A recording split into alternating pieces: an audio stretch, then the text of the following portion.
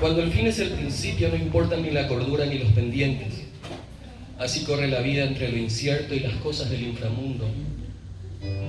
Nadie puede sospechar que la ilusión es un estigma. Nadie puede razonar en la alegría. Yo prefiero la tristeza taciturna, el brebaje de la muerte y el humo verde de la vida. Acá bien lejos, nadie ayuda. Todos duermen en la hora, la muy puta hora que destruye, que mata y también ata. Así corre la vida entre lo oscuro, lo frustrante del deseo y el descarado aliciente de la esperanza. Nadie espera y todos esperan en el gallo de la esperanza.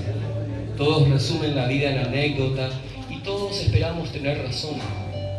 La pálida razón vista desde dos ojos, que nublan y resienten el resabio más complejo de la hipocresía como verdad engañosa.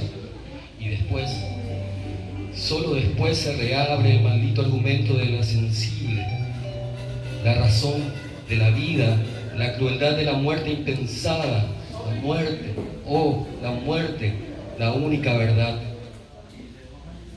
Ya con el alba volverá la sobriedad y con ella la borrosa visión de la vana realidad. Ya en la tarde, hacia el último sorbo congelado del tereré, invitará a olvidar al amargo de la hierba, que de a poco se volverá licor.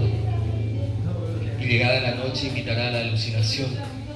Tal vez nazca un poema de algún alocado tema, tal vez nazca una canción. Muchas gracias.